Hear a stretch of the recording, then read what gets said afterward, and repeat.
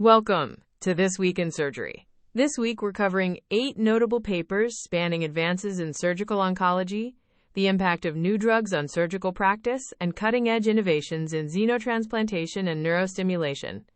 Let's dive in.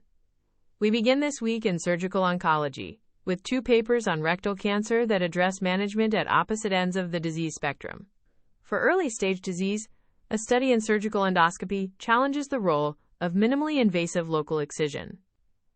Using the Swedish colorectal cancer registry, investigators compared outcomes for PT1 rectal cancer treated with either transanal endoscopic microsurgery or TEM versus standard surgical resection. In a cohort of over 850 patients with a median follow-up of nearly 5 years, TEM was associated with a significantly higher rate of recurrence. The overall recurrence rate was 11% after TEM, compared to just 5% after resection. This translated to a 5-year disease-free interval of 88% for TEM versus 95% for surgery. After adjusting for multiple factors, the risk of recurrence was nearly 3 times higher with TEM. Critically, this held true for both low-risk and high-risk tumors. For low-risk tumors, the local recurrence rate was 8% with TEM versus 0% with resection. These nationwide data suggest that even for favorable early-stage tumors, the organ-sparing approach comes at a significant cost in terms of local control, a finding that should be central to patient counseling. At the other end of the spectrum for locally advanced rectal cancer, a major goal is to identify patients who can safely undergo a watch-and-wait approach after neoadjuvant therapy. A paper in the Annals of Surgery presents a new tool to aid in this selection. Researchers developed a machine learning model using data from over 300 patients who received total neoadjuvant therapy, or TNT, followed by surgical resection. The model, which incorporates variables from before and after treatment, was designed to predict which patients would have a pathological complete response, or PCR. It achieved good discrimination, with an area under the curve of 0.71. More importantly, when the model was tested on a separate group of 83 patients managed with a watch-and-wait strategy, it also performed well in predicting who would have a persistent clinical complete response, with an area under the curve of 0.69.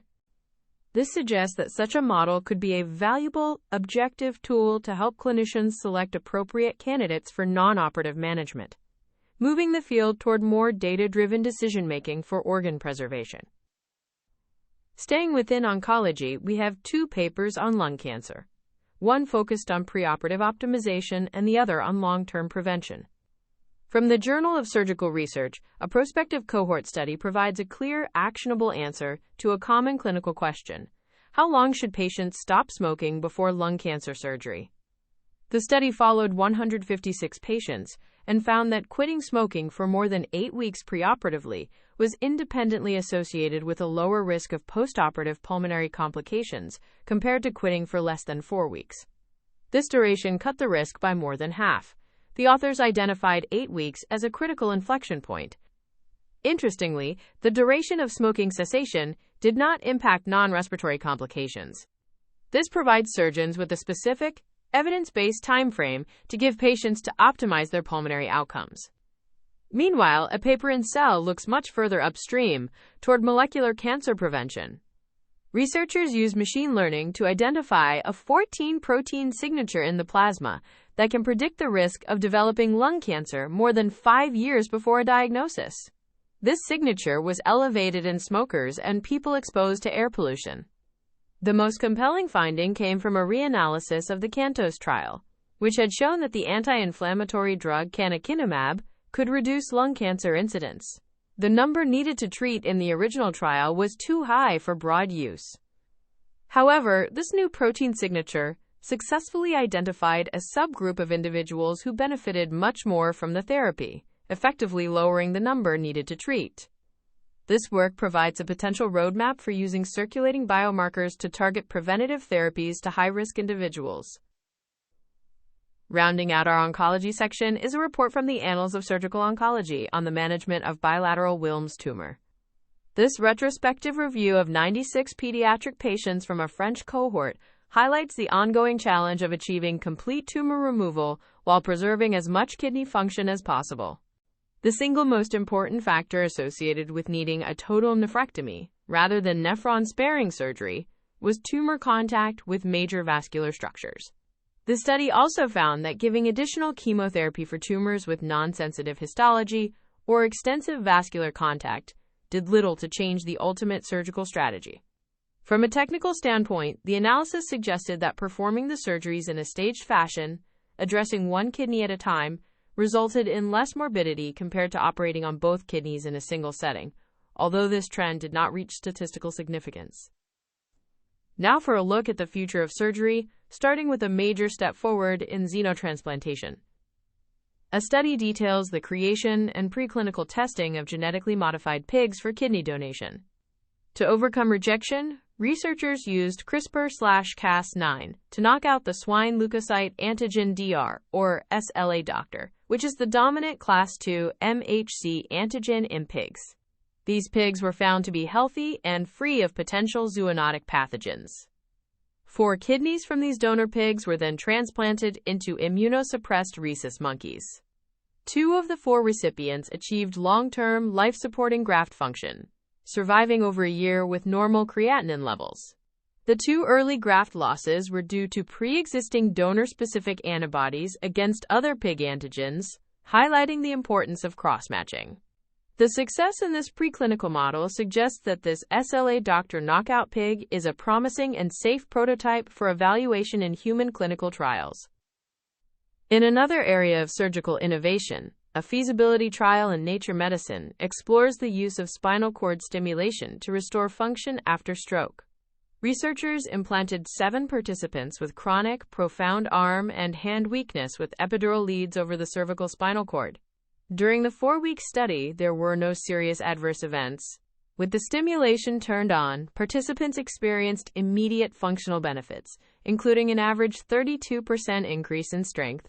Notably, even with a very low dose of motor activity, just over 8 hours in total, participants showed sustained improvement. By the end of the study, their motor scores had improved by an average of 6.6 points from baseline, and spasticity was reduced in all participants. These findings provide preliminary evidence for the safety and efficacy of cervical spinal cord stimulation as a potential neuroprosthetic solution to assist upper limb function for people living with the long-term effects of stroke. Finally, a report from JAMA points to a major shift in the landscape of metabolic surgery. While the article does not contain a formal abstract, its title and content highlight a significant trend. As the use of GLP-1 agonists for weight loss has surged, the volume of metabolic and bariatric surgery procedures has begun to decline.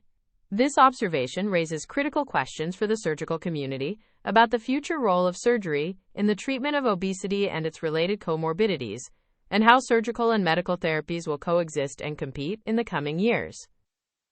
If you only have time for one paper this week, make it the study in surgical endoscopy on transitional endoscopic microsurgery versus resection for T1 rectal cancer.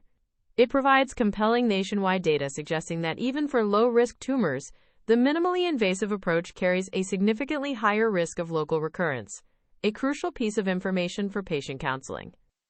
Here are the key takeaways from this week in surgery. First, for early low-risk T1 rectal cancer, formal resection offers better local control than transitional endoscopic microsurgery, which had an 8% local recurrence rate in this group compared to 0 for resection. Second, before lung cancer resection, counsel patients that quitting smoking for at least 8 weeks significantly reduces their risk of postoperative pulmonary complications. Third, for bilateral Wilms tumor, a staged surgical approach may be safer than a single-stage operation, and vascular involvement is the key factor limiting nephron-sparing surgery. Fourth, in locally advanced rectal cancer, new machine learning models show promise in identifying patients who achieve a complete response to neoadjuvant therapy and may be candidates for a watch-and-wait strategy.